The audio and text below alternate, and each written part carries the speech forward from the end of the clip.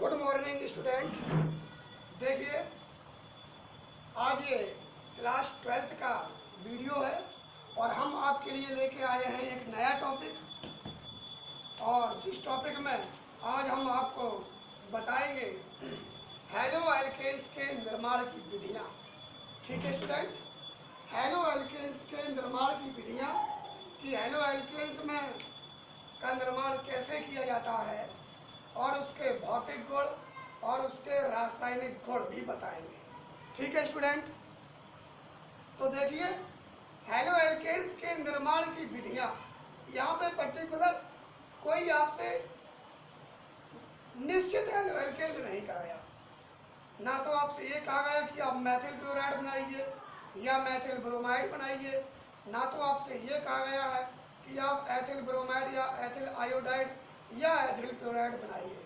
तो हम इसमें हैलो एल्केन्स अर्थात एल्किल हैलाइड कोई भी बना सकते हैं। अर्थात हमारे कहने का मतलब है इसमें हम केवल सामान्य विधियां ही बताएंगे और पर्टिकुलर कोई एक यदि टॉपिक पूछा जाता है तो उसके बारे में हम बाद में चर्चा करेंगे। ठीक है, तो देखिए हेडिंग है हैलो एल्केन्स के निर्माण की सामान्य विधियां।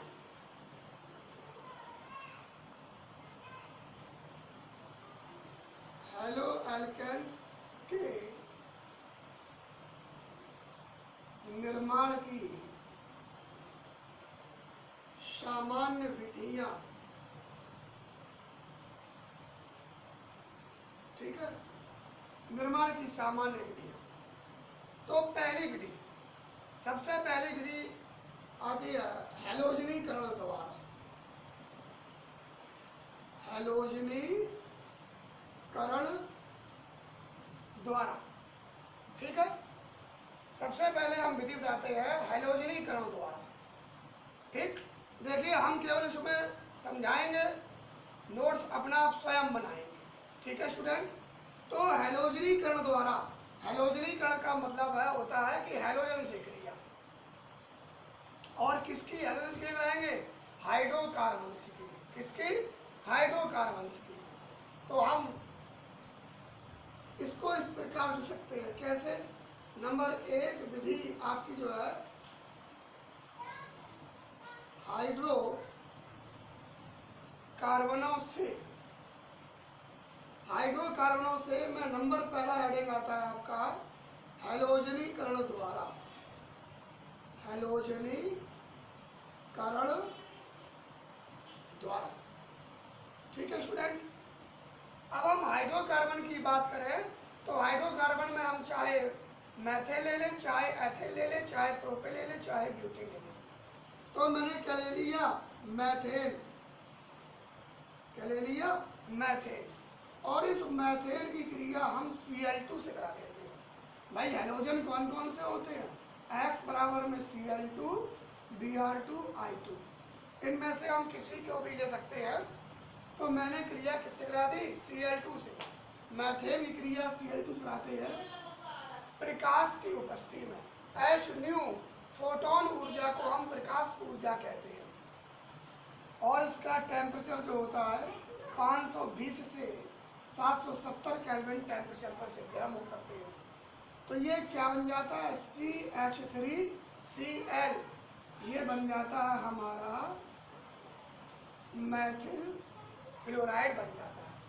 तो मैथेन से क्या बन गया? मैथिल क्लोराइड। मैंने बताया था कि हैलो एल्केन्स को हम एल्किल हैलाइड भी कहते हैं। तो इसका नाम क्या हो गया? मैथिल क्लोराइड, या इसे हम कह देते हैं क्लोरोमैथिल। एक विधि ये हो गई, हैलोजनीकरण द्वारा विधि हो गई। दूसरी विधि आपकी आती है आयोडीनीकरण। आयोडीनीकरण द्वारा।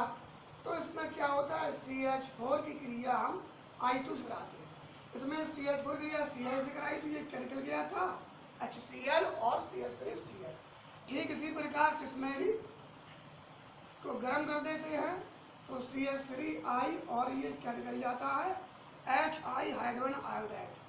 तो ये आपका बन जाता है मैथिल आयोडाइड। क्लियर? तो ये दोनों क्या बन गए आपके हैलो एल्केन्स, या इनको हम एल्किल हैलाइड कहते हैं। तो पहली हेडिंग कौन सी थी? हाइड्रोकार्बनों से। ओके, अब हाइड्रोकार्बनों के बाद हम दूसरी हेडिंग्स लेते हैं। दूसरी हेडिंग्स लेते हैं, कौन लेते हैं? एल्कीनों के एल्कीनों के इलेक्ट्रोफिलिक योगात्मक अभिक्रिया से।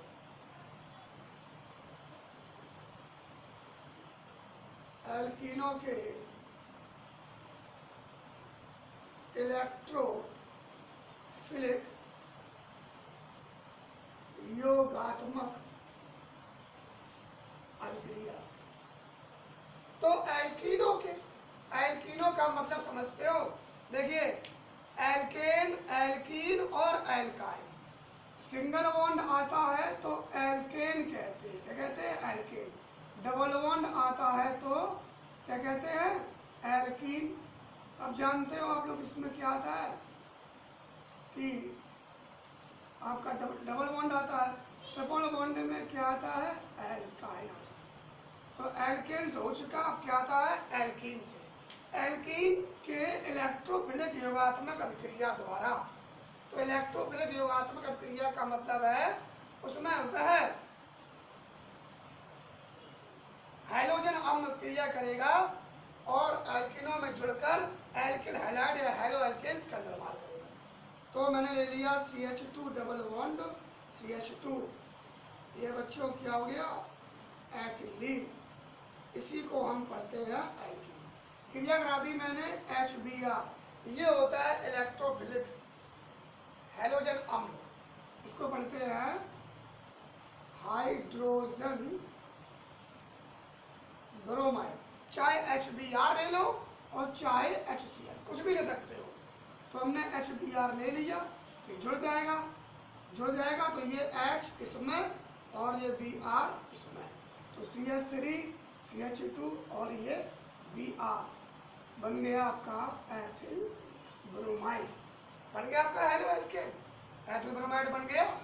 इसी प्रकार से CH2 double bond CH2 plus मैंने HI ले लिया, जो इक्वल टू में क्या हो गया? CH3 CH2I, ये बन जाता है।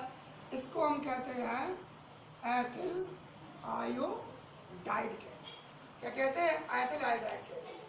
तो एल्कीनों के इलेक्ट्रोफिलिक योगात्मक अभिक्रिया से एल्किल हैलाइड अर्थात एथिल ब्रोमाइड या एथिल आयोडाइड बनता है। तो उपरोक्त अभिक्रिया को मार्कोनिकॉफ नियम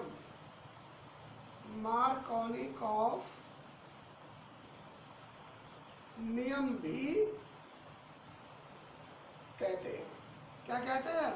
मार्कोनिकॉफ नियम भी कहते हैं। मार्कोनिकॉफ नियम कहते हैं। अगर आपका आ जाए कि मार्कोनिकॉफ नियम क्या होता है, तो हम इस अभिक्रिया को मार्कोनिकॉफ नियम कहते हैं। अब मार्कोनिकॉफ नियम में क्या होता है कि हाइड्रोजन ब्रोमाइड किसी एल्कीन से जुड़ता है तो ये दो प्रकार के उत्पाद देता है। क्या देता है? ये दो प्रकार के उत्पाद देता है। कैसे देता है? देखिए ये कैसे देता है। तो मार्कोनिकॉफ नियम में असम्मित एल्कीन का मतलब होता है कि दोनों कार्बन परमाणु के मध्य में क्या होता है? डबल बॉन्ड लगा होता है। जैसे CH3 CH2 की क्रिया मैंने HBr से करा दी, तो ये दो प्रकार के उत्पाद देगा। क्या देगा? ये जो है दो प्रकार के उत्पाद देगा। तो पहला क्या देगा? CH3 CH, सॉरी मिस्टेक हो गया। मार्कोनिकॉफ नियम में आपका एल्कीन जो लेते हैं वो 3 कार्बन वाला लेते हैं। CH3 single bond CH double bond CH2, ये आपका हो जाता है प्रोटीन। ये होता है असम्मित कार्बन परमाणु। असम्मित कार्बन परमाणु का मतलब होता है कि एक कार्बन पर जितने भी संयुक्ताएं होती है उन संयुक्ताओं पर डिफरेंट प्रकार के अलग प्रकार के आपके समूह लगे होते हैं। ठीक है, उसको हम असम्मित कार्बन परमाणु कहते हैं। और इसकी क्रिया में HBr से कराते हैं तो ये दो प्रकार की अभिक्रियाओं को देता है। CH3 सिंगल बॉन्ड CH, ये CH3 और ये आपका Br 1 2 3, नाम हो गया 2 ब्रोमो प्रोपेन। दूसरा CH3 single bond CH2 single bond CH2 और ये Br 1 2 3, 1 ब्रोमो प्रोपेन देता है, 1 ब्रोमो प्रोपेन देता है। ठीक, तो ये जो है, ये जो मैंने एग्जाम्पल लिखा है, यही एग्जाम्पल जो है मार्कोनिकॉफ का नियम कहलाता है। मार्कोनिकॉफ का नियम कहलाता है। परिभाषा क्या होगी? असममित एल्कीन पर HX, HX का मतलब H हाइड्रोजन, X यहाँ पर हाइड्रोजन परमाणु कोई सा भी हो, तो मैंने Br ले लिया। तो असममित एल्कीन पर HX प्रकार के असममित अभिकर्मक का योग इस प्रकार का होता है कि अभिकर्मक का ऋणात्मक भाग द्विबंध किस पर? द्विबंध वाले पर, कार्बन कार्बन द्विबंध पर परमाणु की ओर होता है, जिस पर कम हाइड्रोजन परमाणु होते हैं। तो कम किस पर है? इस पर है। यहाँ पर भी कम इस पर है, इस पर कम हाइड्रोजन परमाणु जुड़े होते हैं, जबकि अभिकर्मक का धनात्मक भाग H और द्विबंध के उस कार्बन परमाणु जुड़ता है जिस पर अधिक कार्बन परमाणु जुड़े होते हैं। मोटी भाषा में हम बता दें, एल्कीनों में जो हम लेते हैं एल्कीन्स, वो प्रोपीन्स के साथ HX अर्थात हाइड्रोजन ब्रोमाइड जो क्रिया करता है, तो वो दो प्रकार के योगात्मक अभिक्रिया देता है। कितने प्रकार की? दो प्रकार की योगात्मक क्रिया देता है। तो इस प्रकार की घटना को हम मार्कोनिकॉफ का नियम कहते हैं। क्या कहते हैं? मार्कोनिकॉफ का नियम कहते हैं। क्लियर? अच्छा, और इसी को हम, अच्छा, इसमें जो प्रेजेंटेशन होती है वो होती है बेंजोइल पेरोक्साइड की। किसकी होती है? बेंजोइल पेरोक्साइड के। तो ये तो थी आपकी दूसरी विधि। दूसरी विधि के द्वारा मैंने आपको एल्किल हैलाइड बनाना सिखा दिया, जैसे एथिल ब्रोमाइड या आपका आयोडो ब्रोमाइड, मतलब एथिल ब्रोमाइड या एथिल आयोडाइड, और उसी में मैंने सिखा दिया मार्कोनिकॉफ का नियम। अब आपका तीसरा विधि आता है। तीसरी विधि आती है एल्कोहलों से। एल्कोहलों से क्या होता है कि हम कोई एल्कोहल ले लेते हैं, कोई सा भी एल्कोहल ले लेते हैं, जैसे CH3 CH2OH, और CH3 CH2OH क्रिया हम चाहे HCl से करा दें, CH3 CH2OH क्रिया चाहे हम HBr से करा दें। ये होता है आपका क्या? Ethyl alcohol. ये भी एथिल एल्कोहल और ये भी एथिल एल्कोहल, क्रिया एक बार में HCl से, एक बार में Br से। तो देख रहे हो, ये क्या निकल जाता है? H2O। ये क्या निकल गया आपका? H2। क्या बचा? CH3 CH2 Br, CH3 CH2 क्या, sorry, CH3 CH2 Cl, CH3 CH2 Br, क्या निकल जाता है? H2O और H2O। ये क्या हो गया? एथिल क्लोराइड, और ये क्या हो गया आपका? एथिल। तो ये तो थी तीसरी बनाने की विधि, एल्कोहल से एल्किल हैलाइड का निर्माण, अर्थात हेलो एल्कीन्स का निर्माण। इसमें एक बार में एथिल क्लोराइड और एक बार में आपका एथिल ब्रोमाइड बना है। ठीक इसी प्रकार से एक तीसरी विधि आ जाती है। तीसरी विधि क्या आती है? हैलाइड विनिमय द्वारा, हैलाइड विनिमय विधि द्वारा। चौथी विधि आती है हैलाइड विनिमय विधि द्वारा। देखिए, हैलाइड विनिमय विधि आपकी इंपॉर्टेंट विधि है। इस इसी का एक नाम और होता है फिंक-कैल्सिटन अभिक्रिया। क्या होती है? फिंक-कैल्सिटन अभिक्रिया। इस विधि में क्या होता है, कोई भी आपका हेलो एल्केन्स लिया जाता है और उस हेलो एल्केन्स की अभिक्रिया जो है वो सोडियम आयोडाइड से क्रिया करा देते हैं। किससे क्रिया कराते हैं? सोडियम आयोडाइड से क्रिया कराते हैं। उसमें केवल और केवल हैलोजन का ही एक्सचेंज होता है। किसका एक्सचेंज होता है? हैलोजन का एक्सचेंज होता है और बनने वाला उत्पाद जो होता है वो आपका एल्किल आयोडाइड होता है। अतः हम यूँ कह सकते हैं कि एल्किल आयोडाइड बनाने की विधि भी उसे हम कह सकते हैं। तो CH3 CH2 Cl ले लिया, क्या ले लिया? CH3 CH2 Cl और CH3 CH2 मैंने लिया। एक बार में मैंने ले लिया एथिल क्लोराइड और एक बार में ले लिया मैंने एथिल क्लोराइड। क्रिया कराएंगे हमेशा किससे? सोडियम आयोडाइड से। और इसे क्या करेंगे? गर्म ऊष्मा। तो इसकी और क्या बनेगा? CH3 CH2I CH3 CH2I और क्या बन जाएगा? यहाँ निकल जाएगा आपका NaCl, यहाँ निकल जाएगा आपका क्या? NaBr और ये बन जाता है एथिल आयोडाइड। तो इसमें हम थ्योरी क्या लिखेंगे? हाईलाइट करने में क्या लिखेंगे कि यह आयोडो एल्केन, इसे क्या पढ़ते हैं? आयोडो एल्केन, या इसे हम पढ़ सकते हैं एल्किल आयोडाइड। यह आयोडो एल्केन या एल्किल आयोडाइड बनाने की विधि है। इस विधि में कोई सा भी एल्किल हैलाइड ले लिया जाता है, जैसे चाहे एथिल क्लोराइड हो या एथिल ब्रोमाइड।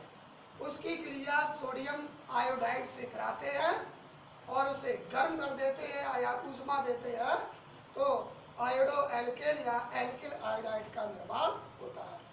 और यह अभिक्रिया क्या कहलाती है? यह अभिक्रिया फिंक-कैल्सिटीन अभिक्रिया। कौन सी? यह अभिक्रिया फिंक-कैल्सिटीन अभिक्रिया कहलाती है। वेरी इंपॉर्टेंट अभिक्रिया कौन सी है? फिंक-कैल्सिटीन अभिक्रिया है। यह अभिक्रिया टिप्पणी के रूप में पूछ दी जाती है कि फिंक-कैल्सिटीन अभिक्रिया किसे कहते हैं। क्लियर? तो आज के इस वीडियो में हमने आप लोगों को हेलो एल्केन्स के निर्माण की सामान्य विधियां कह दें, चाहे एल्किल हैलाइड के बनाने की सामान्य विधियां कह दें, आज मैंने आपको इनकी सामान्य विधियां पढ़ा दी। ठीक है स्टूडेंट्स? तो ये क्रिया कैसे क्रिया बहुत इंपॉर्टेंट है। नेक्स्ट वीडियो में हम इसके आगे का टॉपिक लेके आएंगे हेलो एल्केन्स के भौतिक गुण और उसके बाद उनके रासायनिक गुण। ठीक है? आज के इस वीडियो में इतना ही प्यारे बच्चों, धन्यवाद।